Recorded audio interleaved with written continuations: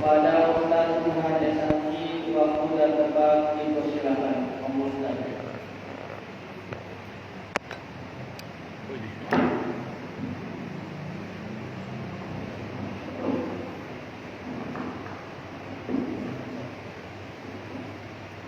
Assalamualaikum warahmatullahi wabarakatuh.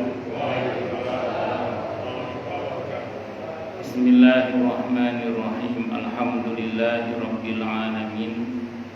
Wa bihi nasta'inu ala umurid dunya waddin. Wassalatu wassalamu ala asyrafil anbiya'i wal mursalin, Sayyidina wa habibina wa syafi'ina wa qurrati a'yunina wa maulana Muhammadin wa ala alihi wa ashabihi wa dzurriyyatihi ajma'in, amma ba'du. Asyhadu an la ilaha illallah wa asyhadu anna Muhammadar Rasulullah wa ufawwidu amri ilallah. Innallaha basirun bil ibad. Hasbiyallahu la ilaha illa huwa alaihi tawakkaltu wa huwa rabbul arsyil azim. Qala Allah ta'ala fi kitabihil karim hikayatan an nabiyillahi Musa alaihi salam. Rabbi syrah li sadri wa yassir li amri wahlul 'uqdatam min lisani yafqahu qawli. Para alim, para asatid, para asatidah, para sepuh, para bini sepuh, para tokoh masyarakat, hadirin hadirat sekalian, hafizani wa hafizakumullah, bil khusus segenap pengurus Masjid Al-Jihad, Bapak Haji Alim Ngalimun, betul nggih? Beserta jajarannya. Semoga beliau beserta jajarannya dan jamaahnya semuanya semoga selalu dalam naungan rahmat, barokah, perlindungan serta bimbingan Allah Subhanahu wa taala. Amin Allahumma amin insyaallah. Allahumma inna nas'aluka ilman nafi'an wa rizqan thayyiban wa amalan mutaqabbala wa fatahallahu lana futuhal arifin wa fatahallahu alaina futuhal arifin. Allahumma inna na'udzubika min ilmin la yanfa' wa amalin la yurfa' wa qalbin la yakhsha wa du'a la yusma. Allahumma ati anfusana taqwaha wa zakkiha anta khairu man zakkaha anta waliyuha wa maulaha. Amin Allahumma amin insyaallah. Masih melanjutkan kajian kita tentang tafsir Ibnu Katsir. Sekarang surah Al-Baqarah ayat 183 sampai dengan 184.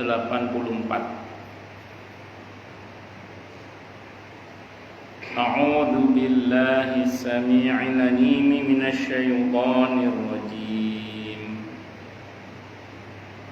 Ya ayyuhalladzina amanu kutiba 'alaikumus siyamu kama kutiba 'alal ladzina min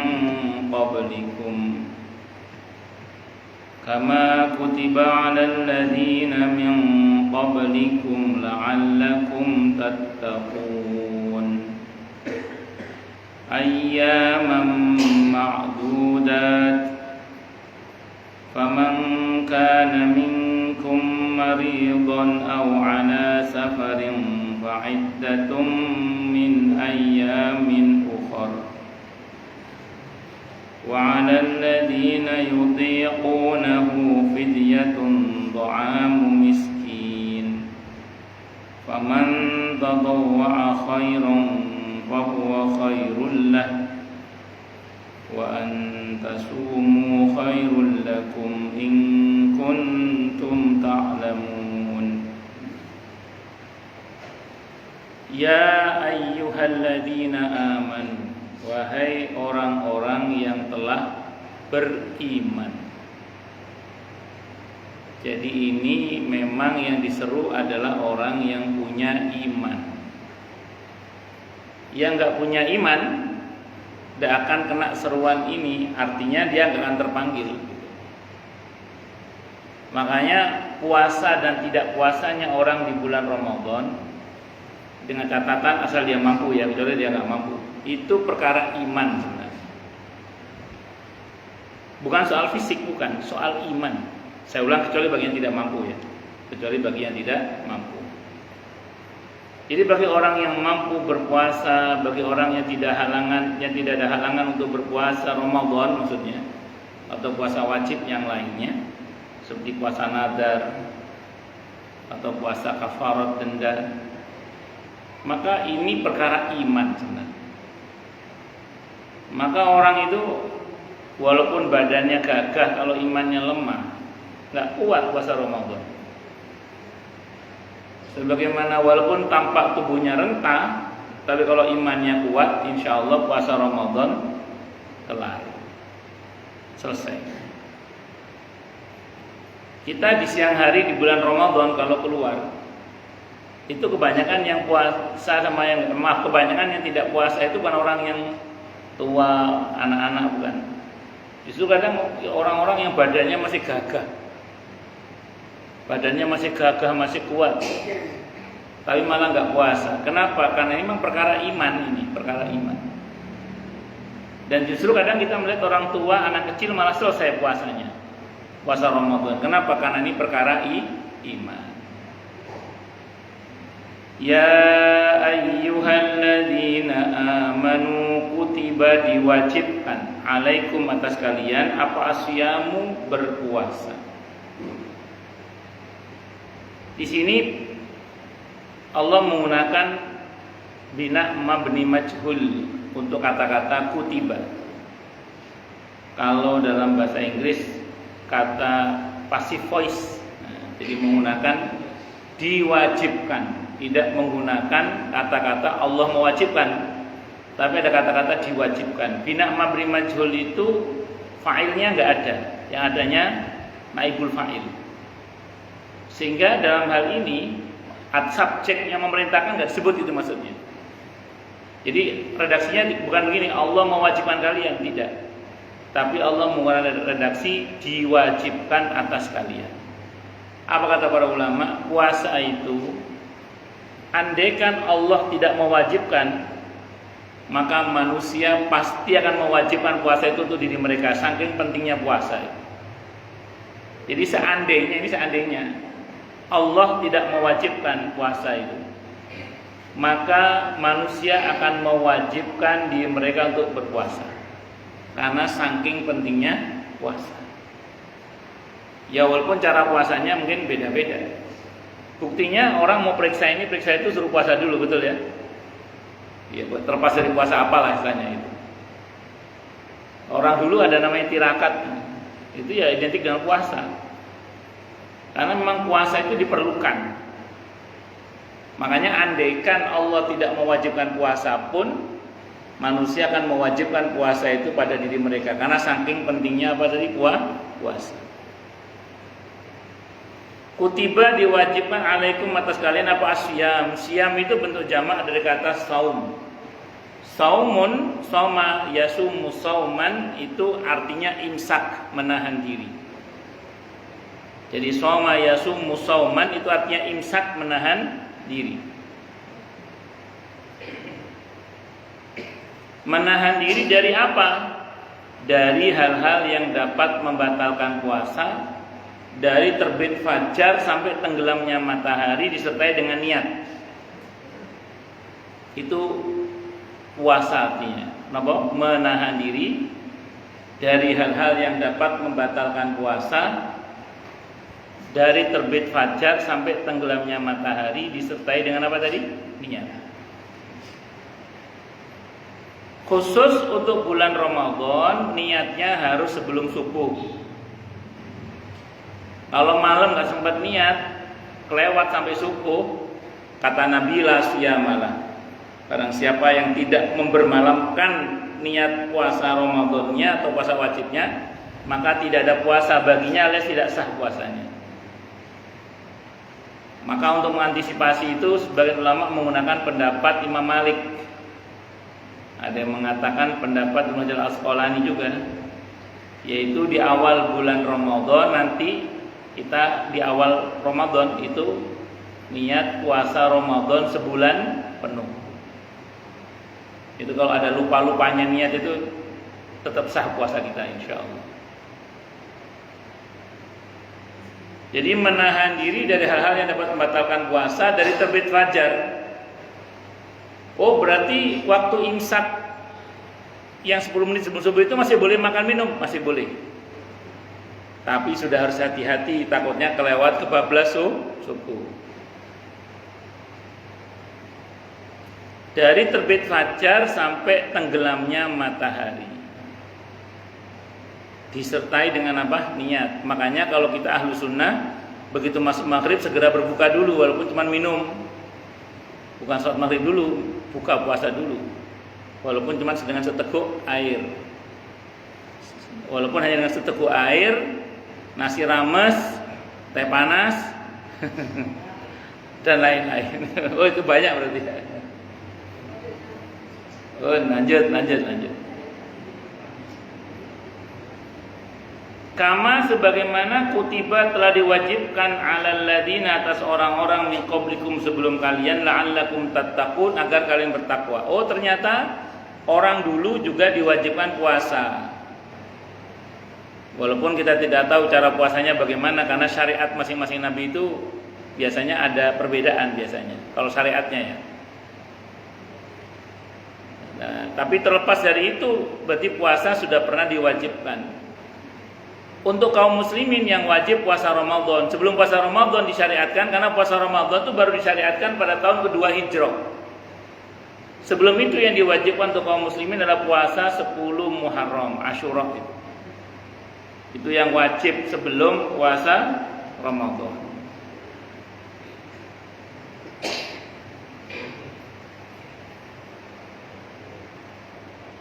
Diwajibkan kita berpuasa la'allakum tattaqun agar kalian bertakwa, agar kalian selamat dari siksa api neraka. Itu diantara maknanya. Makanya Ramadan itu laksana sebuah sekolah penggemblengan, di mana muslimin digembleng selama 1 bulan itu untuk dilatih menjadi pribadi yang bertakwa. Dan di bulan Ramadan juga dilatih untuk berpisah dari aktivitas duniawi yang biasanya kita rutin lakukan, makan, minum di siang hari, di pagi hari, di sore hari. Untuk bulan Ramadan kita stop. Kita dilatih membuat jarak dengan dunia, dalam hal ini makan dan minum, senggama dan lain sebagainya.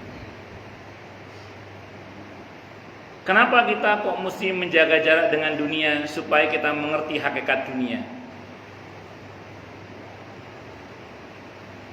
Orang itu kalau tidak pernah menjaga jarak dengan dunia, dia tidak akan pernah mengerti hakikat dunia. Kita ini akan sulit sekali mengerti apa yang Nabi sabdakan bahwa dunia itu aukamakal seperti bangkai anak kambing yang sudah mati itu. Yang orang dikasih aja nggak ada yang mau kalau dia ngerti hakikat dunia.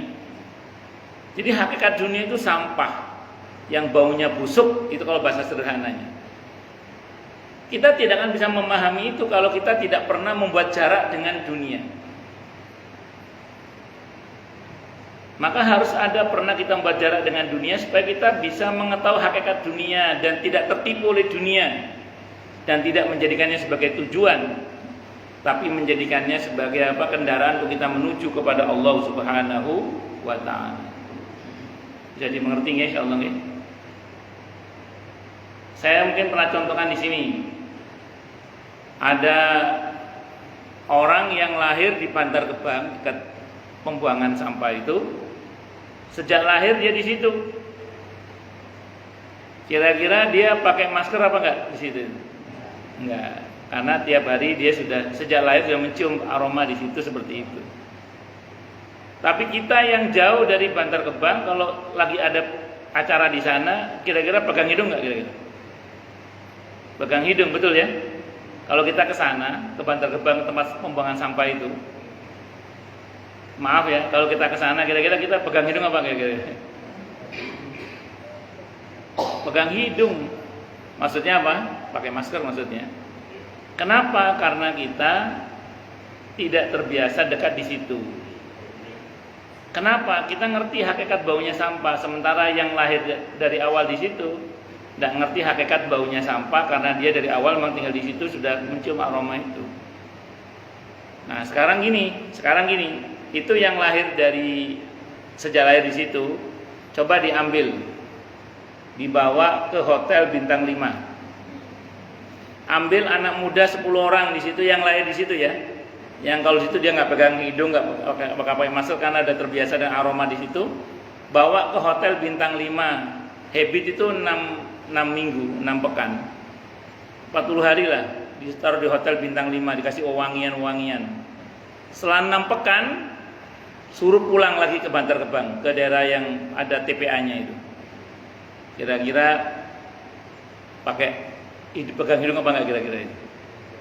Setelah 40 hari lebih berada di hotel bintang 5, suruh balik lagi ke situ, kira-kira pegang hidung apa enggak kira-kira? Pegang hidung insyaallah itu. Kenapa? Karena sudah mulai mengerti aroma asli sampah. Nah, kita ini kalau nggak pernah membuat jarak dengan dunia, kita nggak akan pernah tahu busuknya dunia ini. Kita taunya cuma manisnya aja. Tapi kalau kita telah membuat jarak dengan dunia dengan puasa itu diantaranya, diharapkan kita mengerti hakikat dunia sehingga kita tidak menjadikan sebagai tujuan, sehingga kita tidak akan tertipu dengan dunia itu. Apalagi di bulan Ramadan ada i'tikaf, okay? 10 hari terakhir itu. Ada yang full, ada yang paruh malam, di malam hari saja, di malam-malam ganjil saja misalnya. Itu juga sama, kita dilatih untuk pisah dengan keluarga, pisah dengan kenikmatan-kenikmatan rumah. Berarti kita dilatih untuk pisah dengan dunia juga, dengan i'tikaf itu. Orang yang nggak paham protes aja, ngapain sih pakai i'tikaf segala? Kan tarawih sudah cukup, ngomel aja. Dia lupa bahwa dia dulu untuk menempuh S1 aja itu dia kuliah sampai pisah dengan keluarga, korban waktu, korban biaya, korban tenaga, korban perasaan, pisah dengan keluarga. Padahal hanya untuk dapat gelar S1.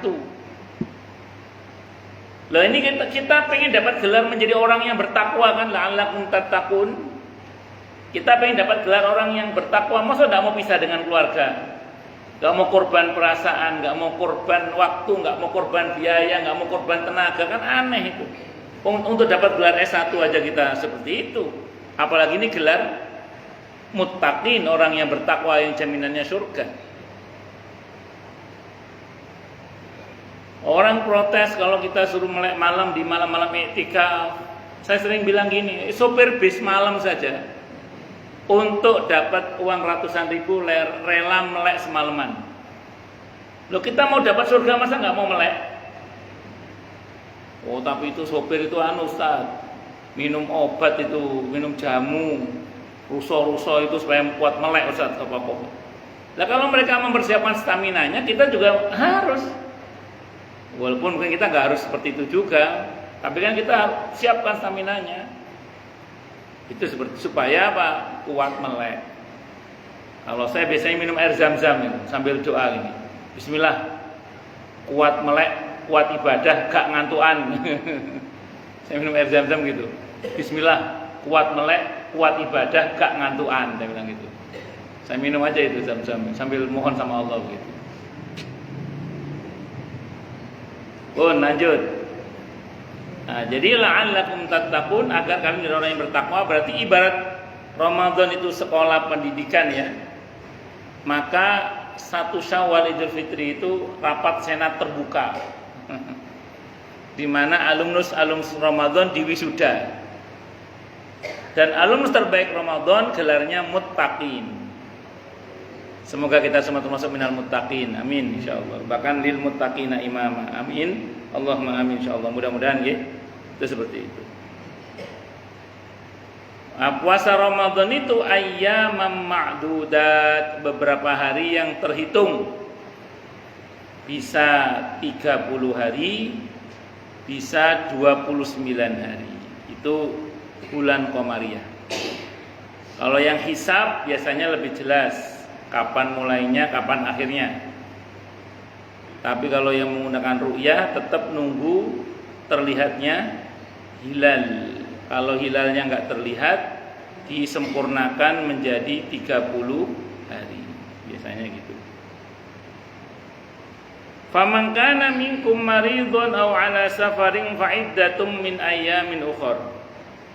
Dan maka barang siapa di antara kalian sakit aw ala safarin atau dalam perjalanan sehingga tidak puasa maksudnya, maka fa'iddatum min ayyamin ukhra, wajib mengganti di hari yang lain. Sakit yang dimaksud adalah sakit yang kalau dipakai puasa tambah parah sakitnya, itu maksudnya. Enggak puasa mas? Iya Pak Ustadz, saya enggak puasa, lagi sakit. Sakit apa? Panu enggak masuk. Panu enggak masuk, panu. Kenapa? Karena panu tidak ada hubungannya dengan puasa. Atau dalam perjalanan yang mencapai masafatul qasri, perjalanan yang jaraknya itu 80-an kilo lah kira-kira, 80-an kilo kira-kira. Kurang dari itu jangan. Nah itu baru boleh tidak puasa, mengambil rukhsah namanya, keringanan. Wa 'alal ladzina yutiqunahu fidyatun ta'amu miskin. Dan bagi orang yang tidak mampu berpuasa di hari yang lain, maka diganti dengan cara membayar fidyah, denda. Dendanya itu dalam bentuk memberi makan satu orang miskin untuk satu hari di mana dia tidak puasa.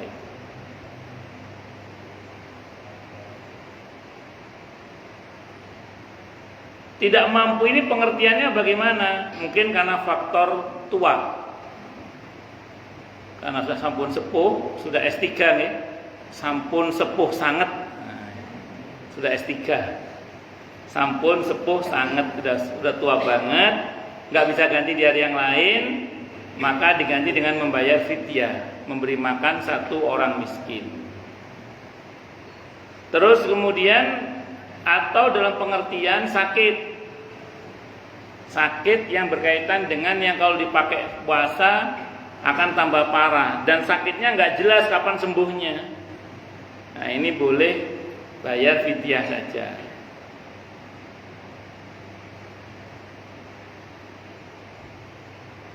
Fidyah ini dalam bentuk memberi makan orang miskin.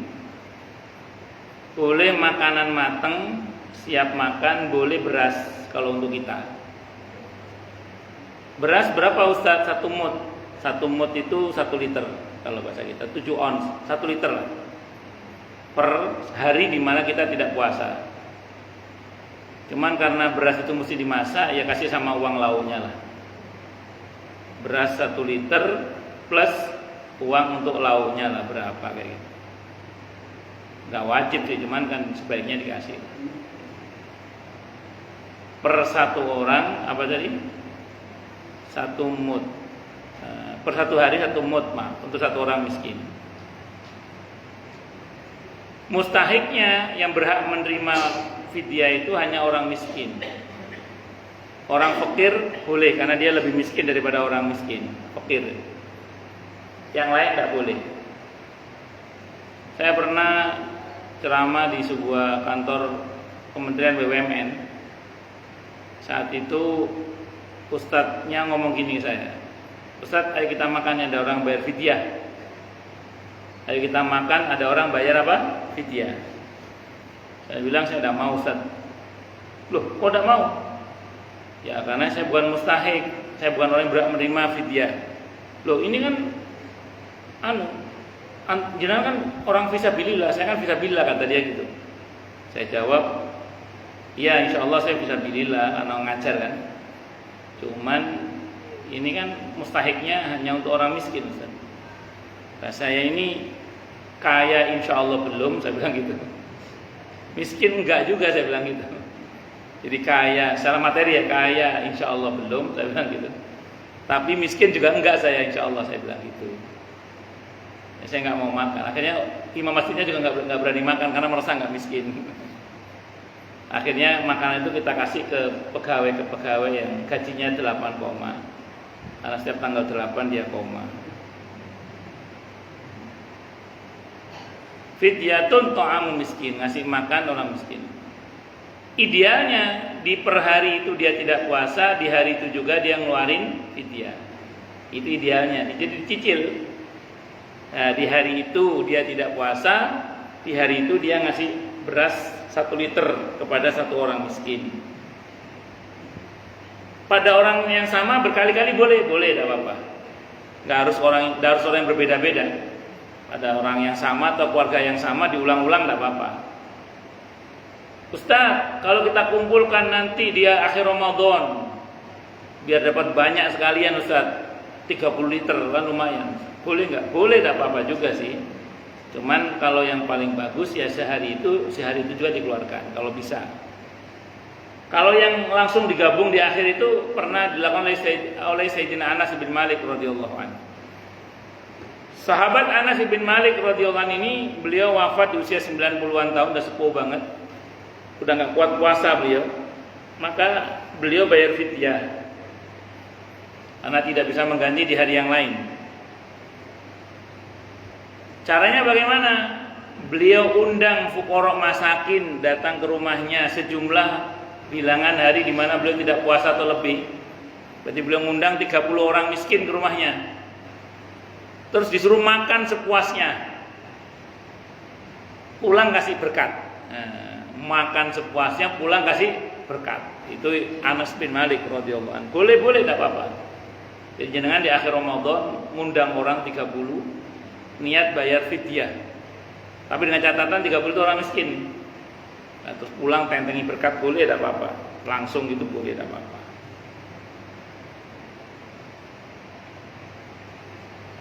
Dan ayat ini menunjukkan bahwa fidyah itu memberi makan, bukan memberi uang. Nah, itu catatan pentingnya itu. Perintahnya apa tadi? Memberi makan, bukan memberi apa? Uang. Berarti kalau kita bayar fidyah hanya ngasih uang, nggak tepat dong. Jawabannya iya, nggak tepat. Kenapa? Karena uang itu bisa jadi nggak dibuat makan, tapi dibuat beli pulsa, atau dibuat beli token listrik. Kalau gitu yang betul kasih beras tadi, atau kalau memang mau ngasih makanan matang juga nggak apa-apa. Cuma kalau makanan matang kita itu kan mudah basi, keringnya nggak kemakan juga. Kalau beras kan pasti dimasak insya Allah kalau beras. Kecuali dijual ya, tapi itu urusan dia lah itu. Nah, jadi kalau bisa jangan berupa uang, fidyah itu berupa beras, makanan pokok plus uang nggak apa-apa. Beras plus uang nggak apa-apa. Itu fidyah namanya. Allahu Akbar. Faman tatawwa khairan fahuwa khairul lah. Tapi barang siapa dengan kerelaan hati mengerjakan kebajikan, maka itu lebih baik baginya.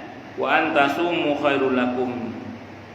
Dan puasamu itu lebih baik bagimu in kuntum ta'lamun, jika kalian mengetahui. Ayat ini menegaskan, tadi kan bicara rukhsah ya, karena sakit, karena safar, karena tidak bisa mengganti di hari yang lain sehingga bayar fidyah. Ayat ini mengatakan, tapi kalau mau tetap puasa itu lebih baik sih, kata Allah gitu. Maksudnya bagaimana? Gini. Yang pertama ya, kalau saat safar, Nabi itu kalau sholat lebih suka mengambil keringanan. Saya ulang, kalau sedang safar terkait dengan sholat, Nabi lebih suka mengambil keringanan. Nabi, sehingga beliau sholatnya dikosor kadang dijamak kosor. Jadi beliau itu kalau sholat suka ngambil apa? Keringanan. Kalau puasa enggak. Nabi kalau safar lebih memilih tetap puasa Nabi. Itu bedanya puasa dengan sholat. Jadi kalau sholat Nabi lebih suka ngambil rukhsah keringanan. Tapi kalau perihal puasa Nabi lebih suka tetap berpuasa, tidak mengambil keringanan. Itu Nabi kita Muhammad sallallahu alaihi wasallam.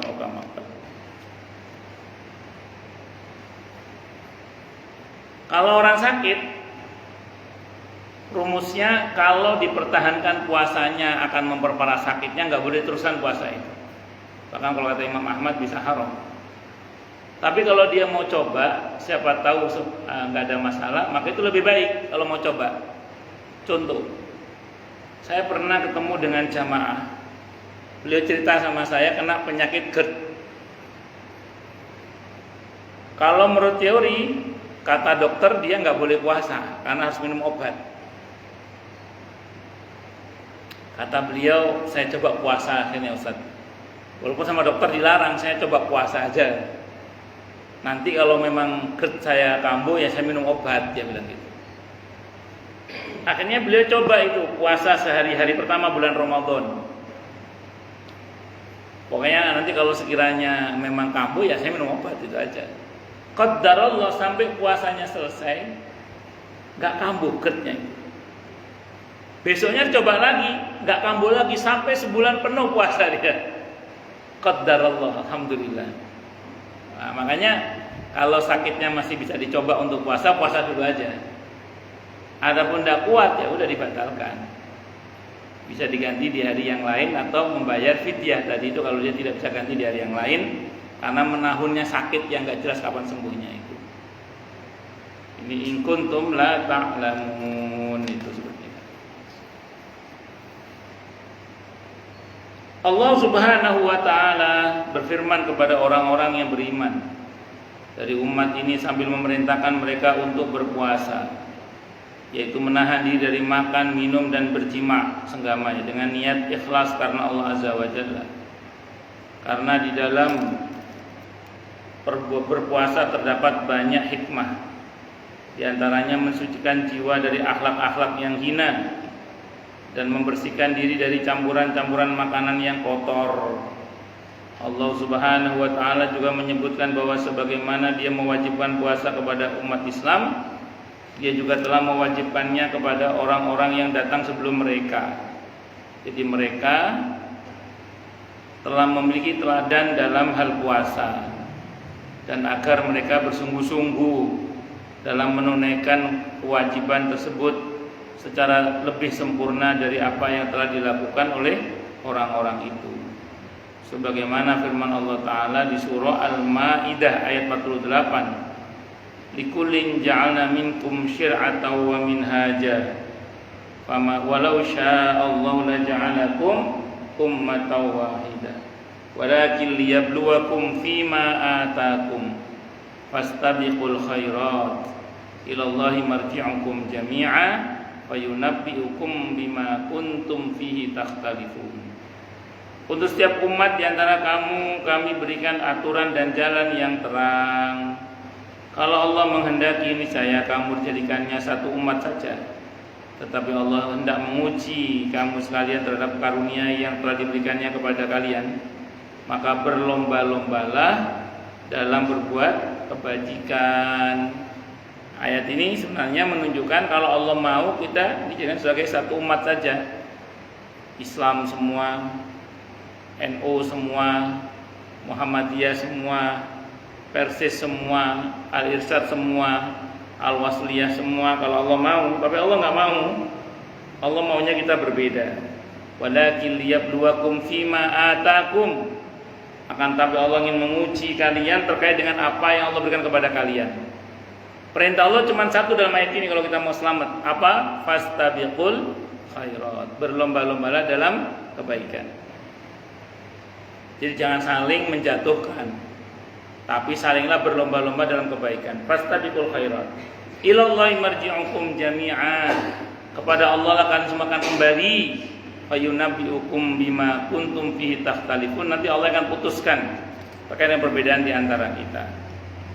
Makanya para ulama berangkat dari ayat ini mengatakan berbeda itu ditakdirkan, tapi bersaudara itu disyariatkan. ditakdirkan. Itu rumus itu. Saya ulang ya. Berbeda itu ditakdirkan.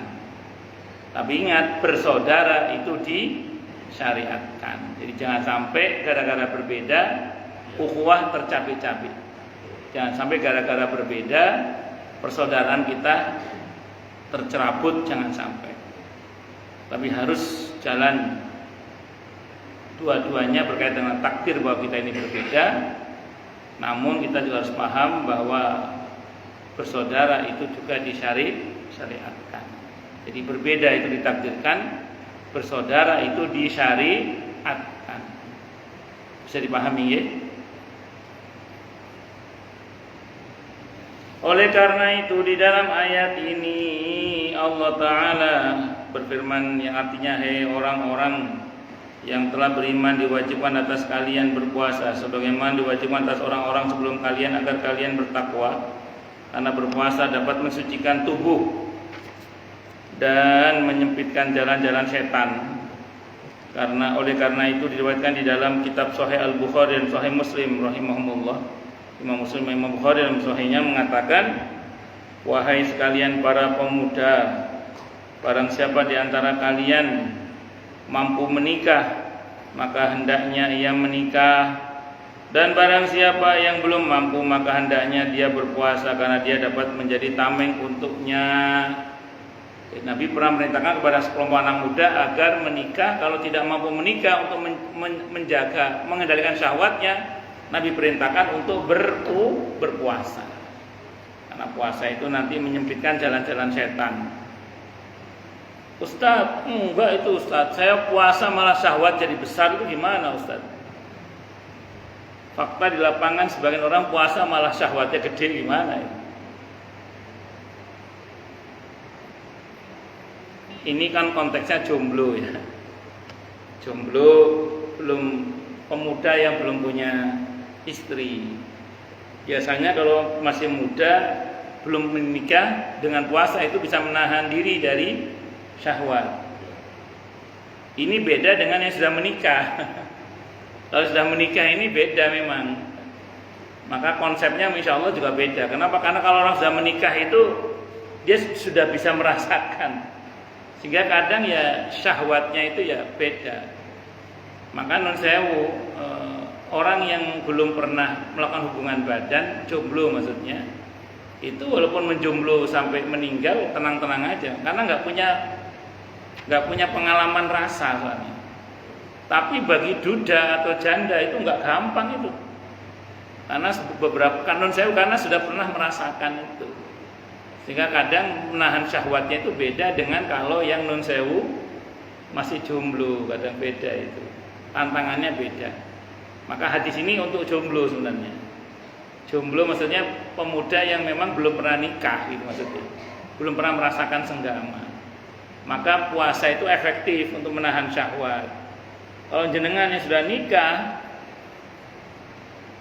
kayaknya nggak cukup kalau puasa. Memang harus banyak beraktivitas yang mengalihkan syahwat itu supaya teralihkan. Kalau tidak, ruwet itu urusannya itu. Allahu Akbar. Tapi kalau puasanya sungguh-sungguh mungkin juga sih bisa. Masalahnya kan kadang kita kurang sungguh-sungguh dalam puasa. Alih-alih menahan syahwat malah tambah jadi kadang syahwatnya. Itu seperti itu. Allahu Akbar.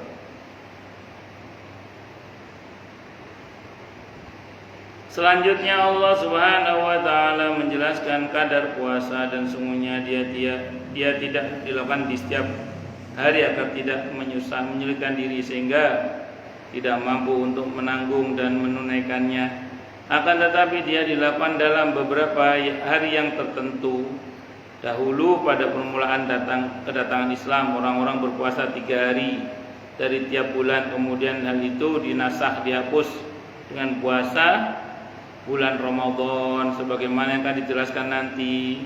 Kalau versi riwayat ini ya, berarti puasa yang wajib bagi kaum muslimin sebelumnya adalah puasa 3 hari tiap bulan awalnya. Kalau mencoba dari riwayat yang ini, kalau menurut coba dari riwayat yang saya sebutkan di awal tadi itu berkaitan dengan puasa Asyura 10 Muharram.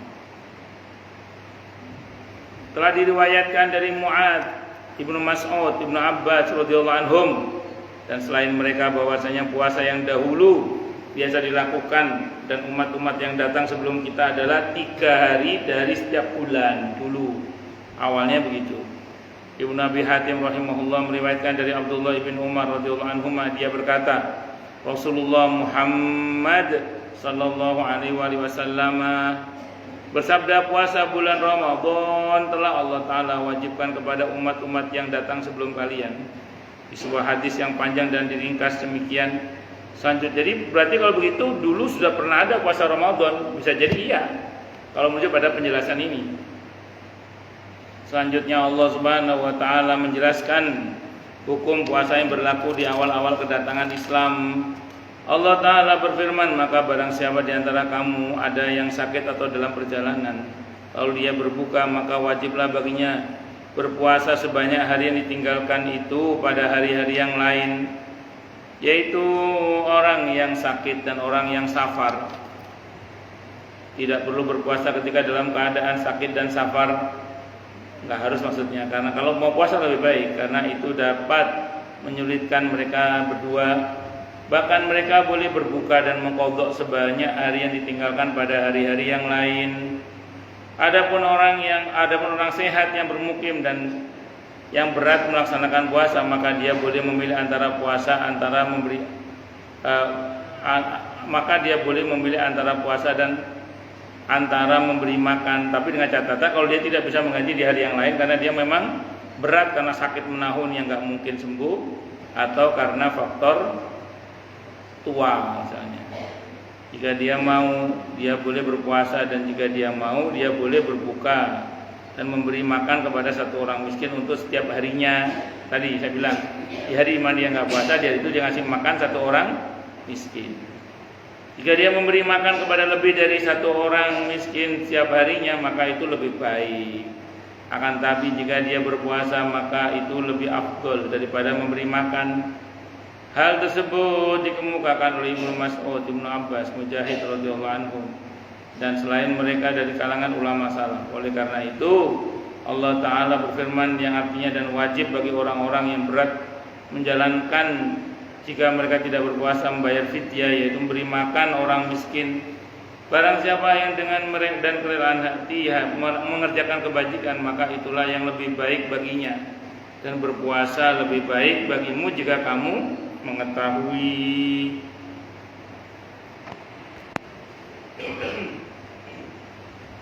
Imam Ahmad rahimahullah meriwayatkan dari Mu'adz bin Jabal radhiyallahu anhu, dia berkata, salat mengalami perubahan sebanyak 3 kali salat, dan puasa mengalami perubahan sebanyak 3 kali.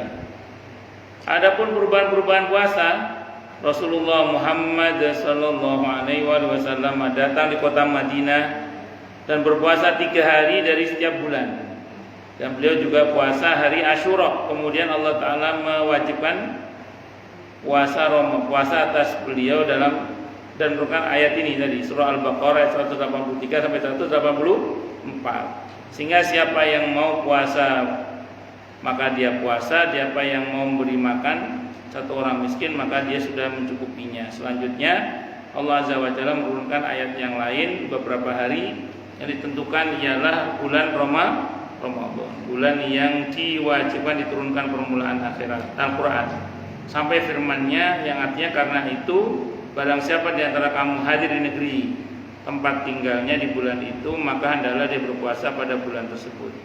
Maka Allah Ta'ala mewajibkan puasa Ramadan bagi orang yang bermukim dan sehat, dan memberikan rukhsah keringanan bagi orang yang sakit dan musafir safar untuk tidak berpuasa. Sedangkan orang yang tua, renta dan tidak mampu berpuasa tetapi untuk ditetapkan untuk memberi makan. Itulah perubahan yang dimaksud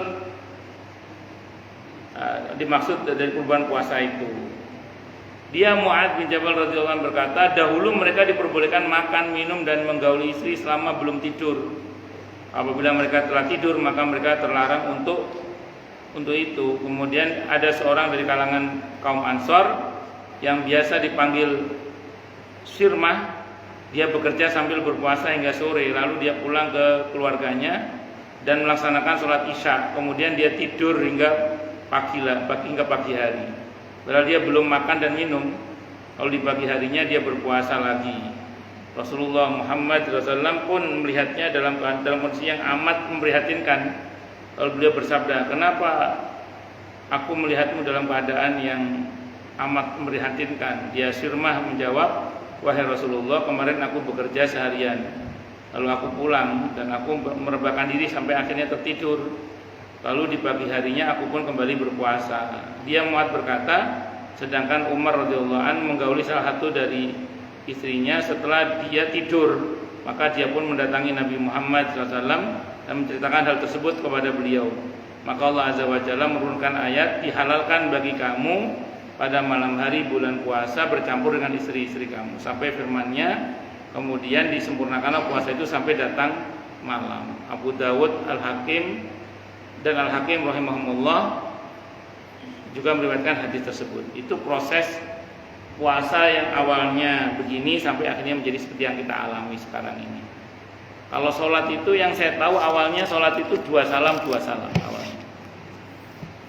Terus jadinya seperti sekarang ada 2, 4, 4, 3, 4 itu. Terus dulu sholat itu sambil ngobrol boleh dulu.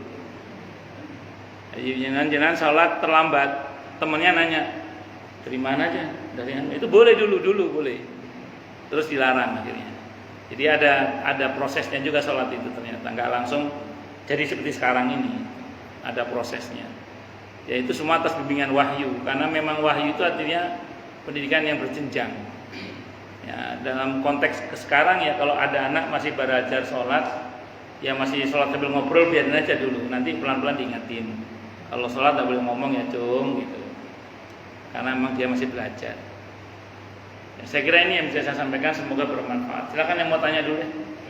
Ya monggo Bang. Bang Ben, monggo silakan. Waalaikumsalam warahmatullahi wabarakatuh. Silakan.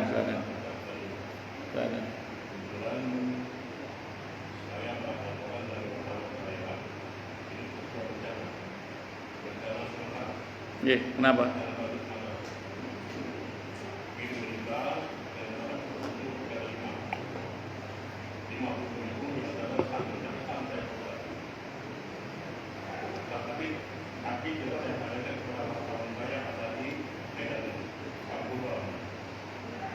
Jadi di dalam satu foto itu ditemukan foto bahwa ada anak kecil usia sekitar 3 tahun itu lagi peluk ibunya atau lagi nenek. Jadi pertanyaan saya adalah, apakah yang disebut syuhada atau mati syahid usia 3 tahun? Tapi maaf juga, di sana itu ya kebanyakan Nasrani. Mereka, saya tanya sama wartawan saya pada masa sekolah, kalau di sana bagaimana ya? Dan setelah lahir mereka kali baptis itu 2 minggu sampai 3 minggu dibaptis. Kalau bahasa mereka baptis. Apakah si bayi usia 3 tahun ini masuk surga atau sebelum mati syahid atau bagaimana? Baik. Terima kasih. Assalamualaikum warahmatullahi wabarakatuh. Waalaikumsalam warahmatullahi wabarakatuh. Dalam kitab At-Tadhkirah Imam Al-Qurtubi, kalau ada seorang anak meninggal dunia sementara dia belum baligh, masuk usia 3 tahun, dia dikategorikan mati sebagai seorang muslim. Kenapa? Karena Nabi bersabda, kullu mauludin yuladu 'alal fitrah, ay 'ala fitratil Islam. Setiap anak yang lahir itu distatuskan lahir dalam keadaan fitrah. Ay 'ala fitratil Islam, maksudnya dalam keadaan sebagai seorang muslim. Jadi walaupun dia anak dari keluarga Nasrani, tapi dia dihukumi sebagai seorang muslim dalam pandangan Islam karena dia mati sebelum baligh. Wallahu a'lam bishawab. Iya, tapi dia kan masih belum baligh. Iya, belum baligh.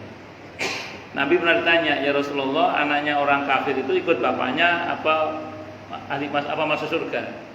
Kata Nabi, walaupun dia bapaknya kafir, dia tetap sebagai seorang muslim dan masuk surga. Iya. Ya, Kalau anak kecil kan dia pasti masuk surganya, Pak. Cuman ulama beda pendapat apakah dia sebagai penduduk surga atau sebagai fasilitas surga, itu aja sih. Tapi dia pasti di surga dia. Wallahu a'lam bishawab. Ada lagi yang lain silakan. Monggo kalau ada yang lain. Masalah itu masalah yang lain boleh kalau ada. Kalau nggak ada, oke, monggo Bu. Ibu ada Ibu? Oke, monggo. Waalaikumsalam warahmatullahi wabarakatuh.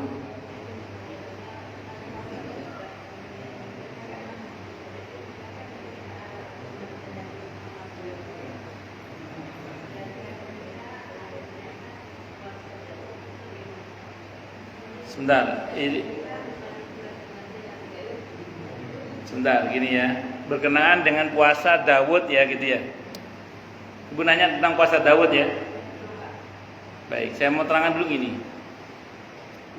Puasa Daud itu bermula dari seorang sahabat Nabi namanya Abdullah ibn Amr ibn Al-As radhiyallahu anhuma. Beliau ini pemuda tapi rajin ibadah termasuk puasa. Oleh Nabi disuruh puasa 3 hari setiap bulan. Kata beliau, saya kuat lebih dari itu. Ya udah Senin Kemis, saya kuat lebih dari itu.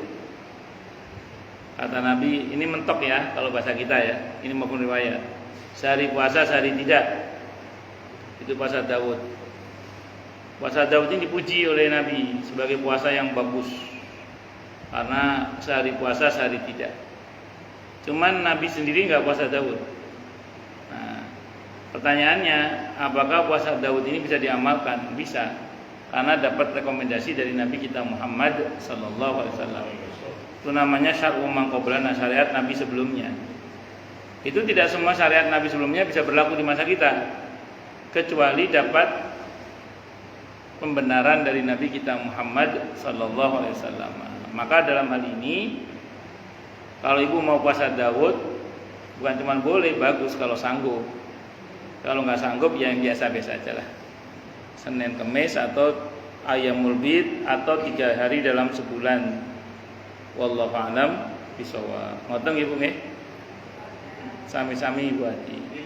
Ya monggo Pak, mau Bang Ben.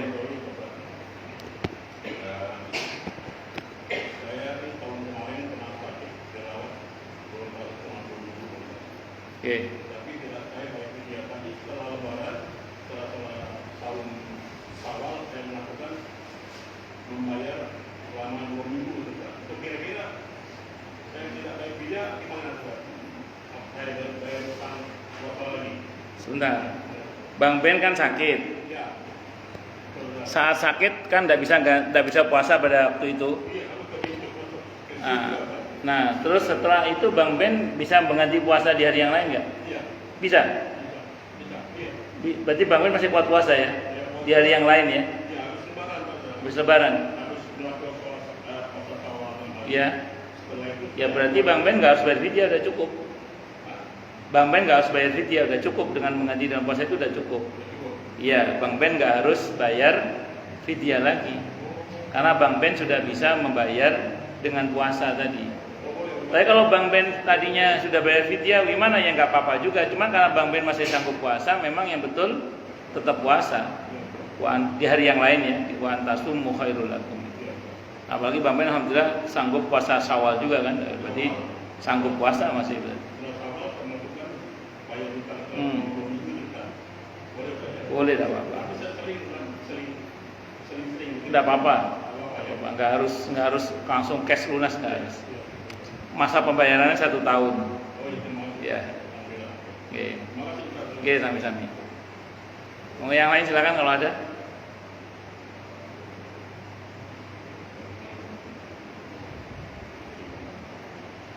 Loh, jelas semua nih? Atau tidak jelas semua? Kayaknya pada ngantuk ya. Saya tadi juga dari Jakarta Selatan ini. Cukup mau lanjut nih? Cukup nggih? Sama ngantuk. Yuk kita tutup dengan hamdalah. Alhamdulillahirabbil alamin. Semoga kajian kita bisa bermanfaat, mubarakah fid dini wa dunya wal akhirah untuk kita, keluarga kita dan seluruh umat Islam semuanya. Dan mudah-mudahan kita semua dijadikan oleh Allah sebagai orang-orang yang sukses dunia akhirat, selamat dunia akhirat, bahagia dunia akhirat, dan dipermudah urusan kita oleh Allah di dini wa dunya wal akhirah. Semoga Allah limpahkan hidayah selalu untuk kita. Semoga Allah tingkatkan selalu hidayah untuk kita. Dan semoga Allah berikan hidayah untuk siapapun yang melihat kita. Subhanakallahumma bihamdika asyhadu an la ilaha illa anta astaghfiruka wa atubu ilaik. Sallallahu alaihi Muhammad wa ala alihi washabihi wasallam. Saya mohon maaf. Assalamualaikum warahmatullahi wabarakatuh.